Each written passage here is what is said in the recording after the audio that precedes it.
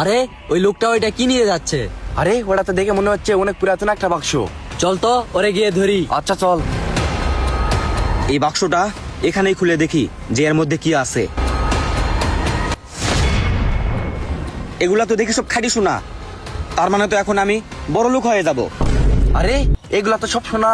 এক কাজ করি, ওকে যেভাবে হোক সিস্টেম দিয়ে আমরা সোনাগুলা ছিনিয়ে নেই। চল। এই গরিবের বাচ্চা, এই সোনাগুলা কই থেকে চুরি করে আনলি? ভাই এগুলা তো আমি চুরি করি নাই, আমি মাটি কাটতে গিয়ে এই সোনার বাক্সটা পাইছি।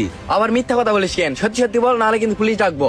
না ভাই, পুলিশ ডাইকেন না ভাই, আমি অনেক গরিব মানুষ, এই সোনাগুলা আমাকে নিতে দেন ভাই। আচ্ছা পুলিশ ডাকবো না, কিন্তু আমাদের একটা শর্ত আছে। কি শর্ত ভাই বলেন? যদি নিজের ভালো চাস তাহলে এই সোনার বাক্সটা এখানে রেখে এখান থেকে কেটে পড়। ভাই এগুলা জিনিস সবার ভাগ্যে মিলে না, আমার রিজিকে ছিল বিদায় আমি এগুলা পাইছি, আমি কেন এগুলা আপনাদেরকে দিব? আরে এই গরিবের বাচ্চা তো দেখি বেশি কথা বলে। রাহিমা এক কাজ কর, পুলিশকে ফোন দে। না ভাই, পুলিশ ডাইকেন না ভাই, আমি এগুলা রেখে চলে যাচ্ছি, কিন্তু কিছু কথা বলি শোনেন। এই ফকিন্নি, কি বলবি বল। ভাই আসলে এই সোনার বাক্সটা আমার রিজিকে ছিল, কিন্তু আপনারা দুইজন অন্যায়ভাবে আমার কাছ থেকে এইটা ছিনিয়ে নিচ্ছেন। আল্লাহ না করুক এইটা নেওয়ার পর আপনাদের বড় কোনো ক্ষতিও তো হতে পারে। এ আমাদের কি ক্ষতি হবে না হবে সেটা আমরা বুঝবো, তোকে তো এত বলতে বলিনি। তুই তাড়াতাড়ি এখান থেকে যা।